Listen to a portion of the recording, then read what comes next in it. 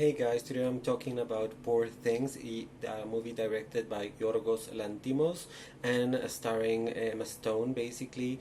I mean, she's the real star of the show, let's say, but there are other actors like Mark Ruffalo, like Willem Dafoe, I almost forgot his name, and many others in this movie. And I have to say, this movie has been very controversial, and I'm going to talk about why, and maybe spoil the movie a little bit, but not that much. But the movie has been very controversial because of its depiction of sexuality, basically, and its heavy-esque, I would say, sexual imagery and very graphic sexual moments in the film, if you will. And I have to say that personally, I think that's all a bunch of shit, a bunch of bullshit from people. I think that when people judge a movie just because it has a sexual moment, a sexual scene, penetration, stimulation of whatever, I think it's so stupid because I don't know if people know this, maybe they don't, but sex is part of people's lives. I don't know if you know this either, but you got here because someone had sex. I mean, very few people in this planet were basically raised in a beaker tube or whatever in a lab and then inserted into their moms or whatever. I mean, sure, there are people that have born that way, that's okay, but it's a very low percentage of people against the massive percentage of people that have born through a vagina by two people that had sex, more likely than not your father and mother. So that being a huge controversy in the movie, I think it's a little bit stupid.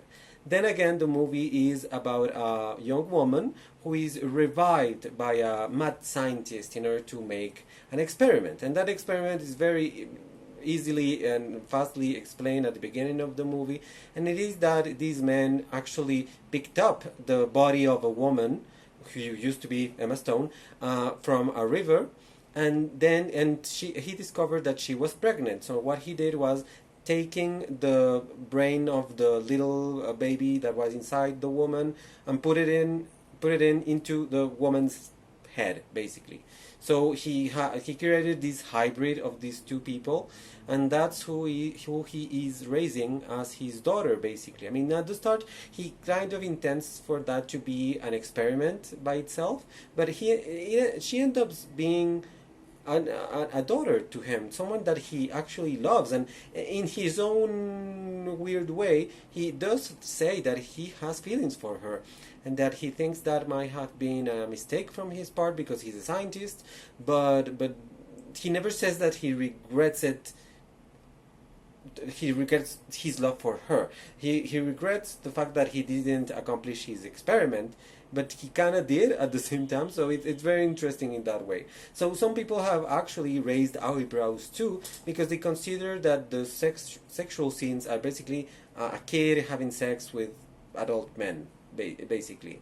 And of course that's wrong. I mean, no one's going to say that that's the best thing ever, but I don't think that's exactly it, because the body...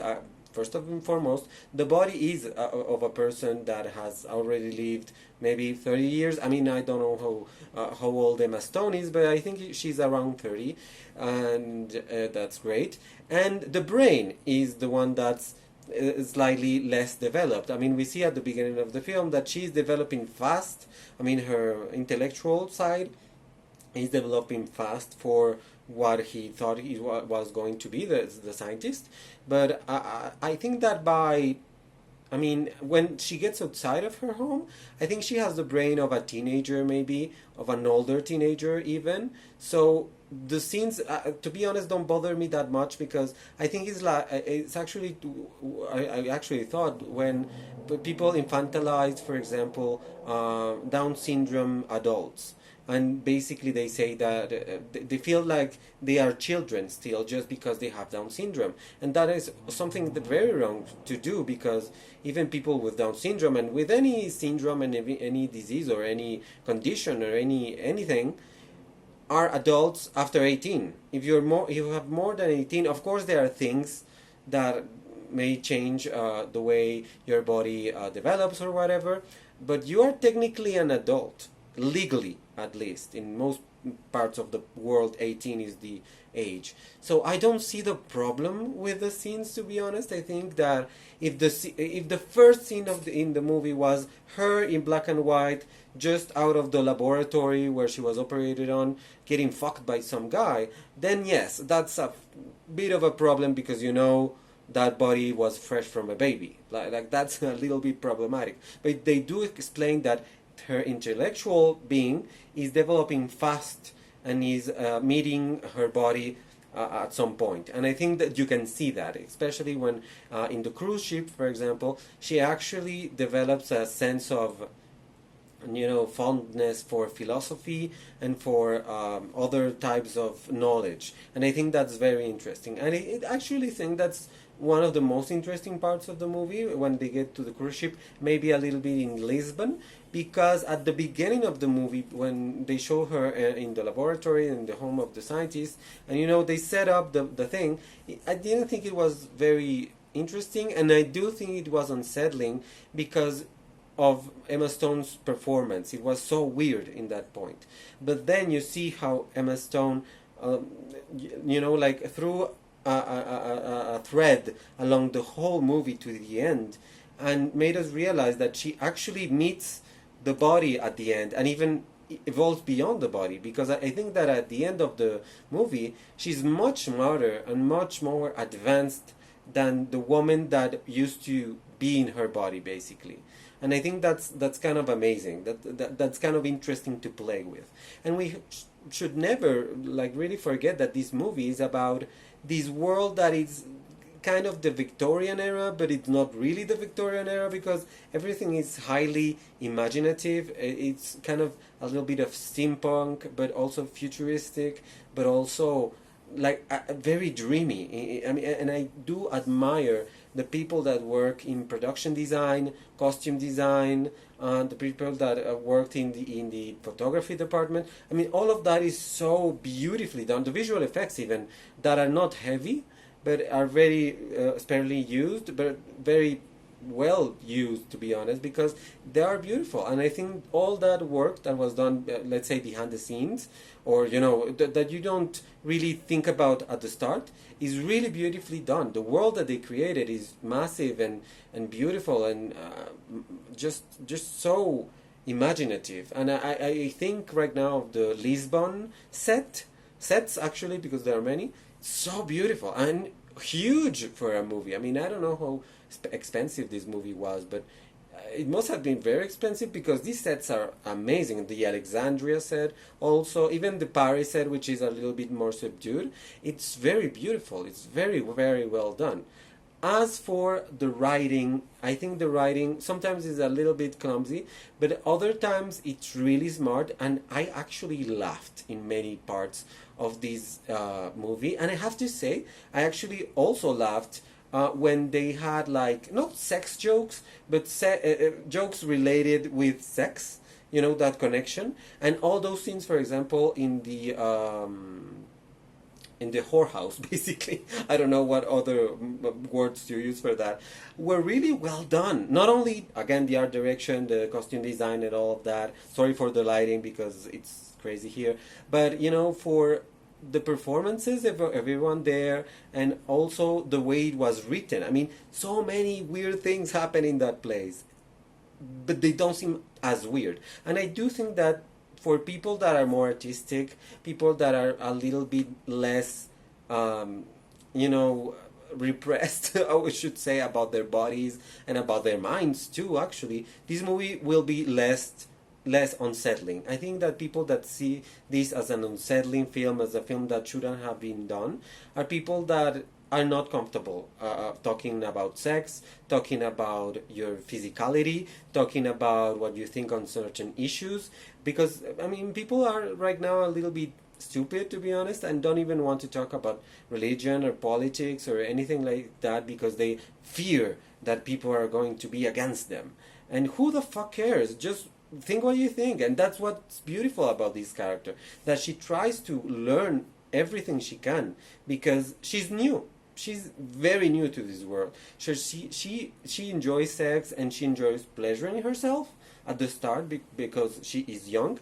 But then she's like, okay, there's more than that. Yes, I have a physical being, but I can know so much more, and actually learn from other people. I mean, those people in the boat, I think it's beautiful. And I think the part when she realizes what people in the real world live through, with the dying babies and people in hunger, and all of that. I think it's very shocking imagery, but it is what it is. I mean, people that have been uh, growing up in these situations where they have all the money in the world and nothing to worry about, they do have a shocking reaction when they see what actually most of the people in the world live like, and eat shit every day, and and sometimes not figuratively. So it is something very shocking, but I think it's very effective. And again, I think again talking about Emma Stone, I think that she's the one that carries this all over the place. She's fantastic in this movie. There are parts of the performance I have to say that I don't find that fascinating, especially at the beginning of the movie. I was a little bit unsettled by it. But then as the movie goes along, I find her incredibly interesting and smart and just very unique in the world of cinema, because this is a movie that we really don't see often at all. Maybe they do one of these once a year, and in the Czech Republic or something like that. Like, it's very, very uncommon for it to be something that everyone in the world is going to watch. And now that it's nominated for like 11, 10, or whatever Academy Award nominations, people are going to watch this, and they're going to watch the sex scenes, and they're going to watch these fabulous interaction between people that actually most people respect each other. And I think that is beautiful, that by the end of the movie, that she decides to stay with the guy that respects her and really recognizes her as another human being. Because of course this movie is also a conversation on feminism and on women in general,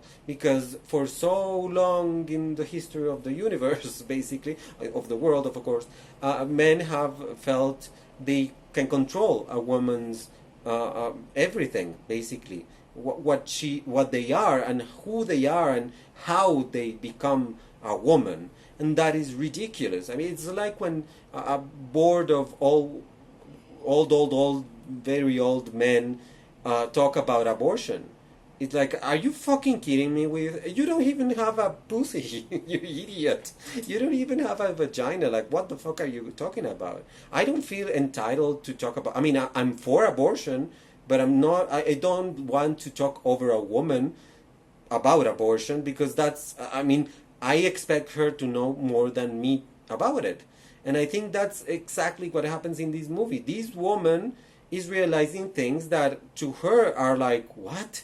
And to other women is like normal, and she's trying to destroy that, and she is becoming prejudiced. I mean, not prejudiced, but she's being attacked by all those things, and sometimes she has to bow down, but that doesn't mean she stops thinking that that is wrong. And I think that's very beautiful, and that's very well done in the movie. Should Emma Stone win the Academy Award for Best Actress? I don't know. I haven't seen Killers of the Flower Moon, because Lily Gladstone is the other like big contender for that award. But I don't know. She gives a good fight. We know that she won another for La La Land, which was a very deserved win. And I mean, Emma Stone is a fantastic actress. So whether she wins or not, she is just a force to be reckoned with in the Academy. They're not in the Academy, in the world of cinema, basically. And I hope she keeps doing these very smart roles in the future, to be honest. Again, Willem Dafoe was very interesting. I really liked his work here. I think he wasn't nominated for an Academy Award, which I think is just stupid, because Mark Ruffalo was nominated, and I think Mark Ruffalo has like 1,000 accents in this movie, and he's a bit too all over the place. I do understand why. They loved the ridiculousness of the character, so that's why they nominated him. But I think he's very hit and miss for me. I mean, Mark Ruffalo is a great actor, but in here he tries a little bit too much. I think again, it's like Robert Downey Jr. in Oppenheimer, like too much. Like, bring it down a little bit, or encase it in one little thing, because it's not about you. It's not about this character in this movie. It's about her. So I didn't like when he tried to like possess the scene. Like that was very off-putting for me. So yes, and again, all the other things were amazing: visual effects, production design, cinematography, the directing, of course, is fantastic. And you know, I recommend watching this movie. It's on theaters right now, and I think that in also in video on demand. That's how I got it. But you know, search for other mediums if you can. I don't know where it's going to land when it lands on streaming, but somewhere. You should watch it then if you can see it now. But this is a good one. This is a very interesting movie, at least. And you should watch it. Grow up. Sex is everywhere. Like, grow up. Grow up and watch my other reviews of other movies. Thank you so much. Goodbye.